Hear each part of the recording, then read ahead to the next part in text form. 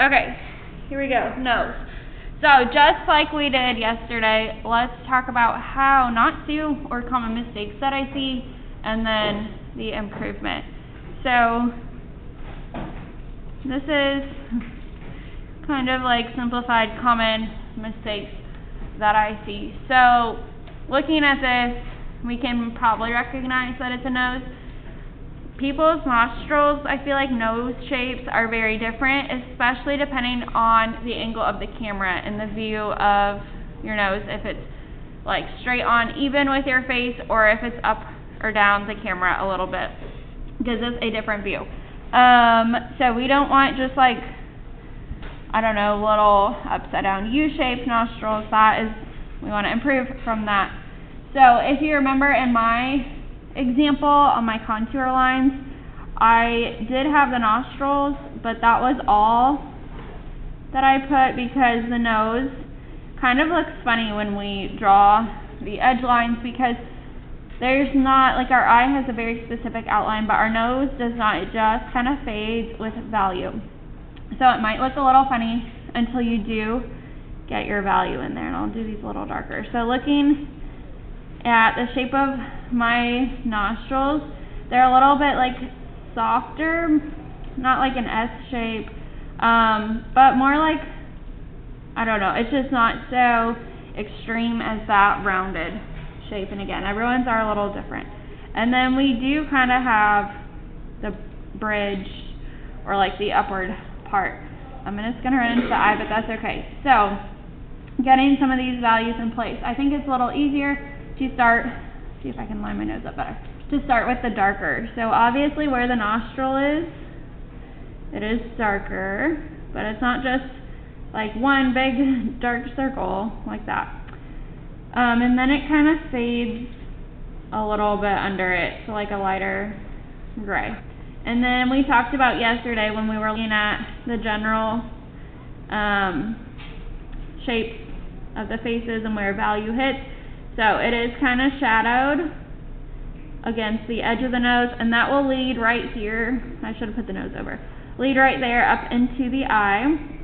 So then sometimes I have students like, okay, awesome, my nose is done. But we have all this value in between. So if we kind of think of the nose as like a circle on the end of it, the bottom half is like going down back towards your face. So there is some shadowing there, and then the top half, like right here, is where that highlight hits. There's also shading kind of coming a little bit to the side where your nostrils are kind of coming, and then it is like a lighter gray, like it slowly fades into the middle. The nostrils are shadowed a little bit too with some highlights on them. So again, look at your own photo, your own nose shape, and see if you can kind of go through and find those. And then starting to get to the skin around it. I was smiling, so I have like the creases of my cheeks are kind of adding in to the shape of the nose, so everything kind of starts blending together. So that's pretty light, but you can start to see. So then again, I think kind of the magic comes in here as we start to use that blending stick. So I'm kind of going circles, but I'm also kind of going like along the shape of my face and kind of the way that my face goes. So I'm blending that out towards kind of my cheeks, just like I have here. And again, it would be going up towards the corner of your eye, which we've already started to place that value in from yesterday. So almost nowhere are there like really dark lines and nothing around them. They kind of fade and soften. Okay, so they're starting to get the shape. And then again, if you blended stuff out too much, you can always layer and go back and darken to help give that dimension and give that depth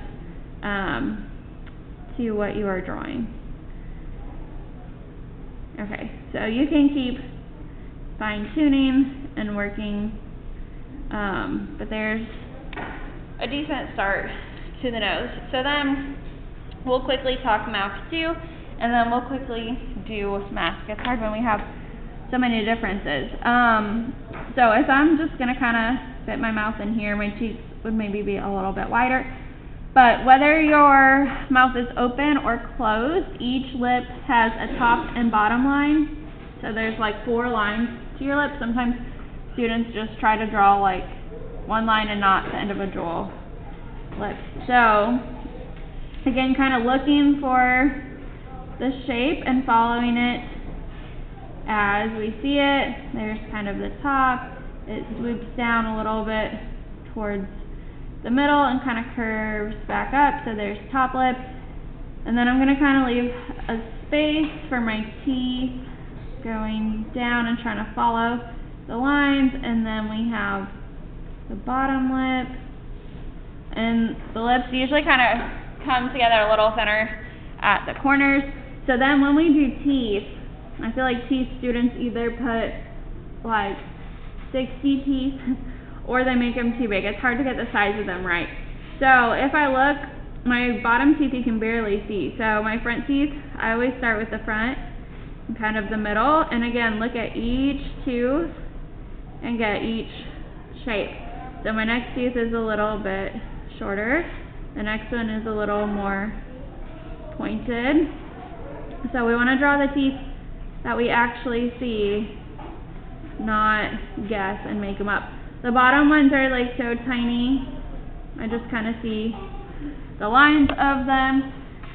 And then the lips, sometimes people leave them blank.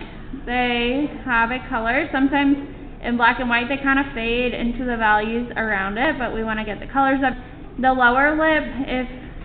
Depending on just how your mouth is, usually there's kind of a highlight on the lower lip because the light is hitting it. And then the corners of my mouth are pretty dark. And then another thing, if your mouth is open, that people tend to forget is your gums. So again, it depends on your mouth, depends on your teeth. But mine you can see a tiny bit. They're like little triangles kind of in between each tooth, and that helps to also make it look realistic. And then the skin between them is a little bit shaded too. So nothing is just like completely blank white. So then you would go back and fade and soften and get those values so that we don't have kind of that sketchy pencil line.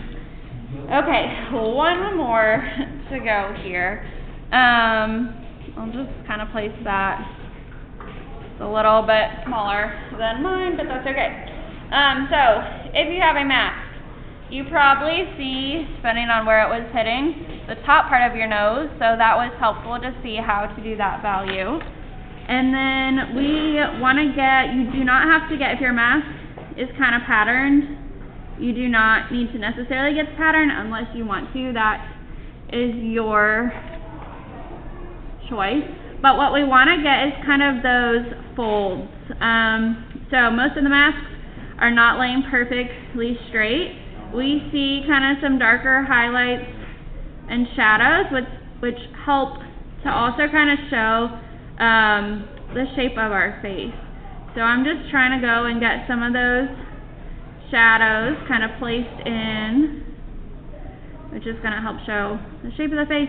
And then above each shadow is kind of a highlight. So I'm going to add like a medium gray. And then, again, they're not just dark lines, they're kind of faded out. So I'm going to use my blending stick to kind of help try and fade those out and make them look like wrinkles and not just like random lines. And again, the mask is not completely a bright white. Nothing on your paper really is, maybe your teeth. So I'm going to add some of that shading in. And then again, usually on top of a fold, like here was the highlight of it, or the shadow, sorry, usually there's a highlight. So if you get too dark and you want to bring back that highlight, you can use your eraser to kind of pull that out. Because again, the more values that we have, the more range helps to kind of show how that is. So there's a decent start to the mask. It looks like the bottom is a little bit darker, so as I go I can keep fine tuning. And then we start to have the shape of the neck. So, does anyone have any big questions for me?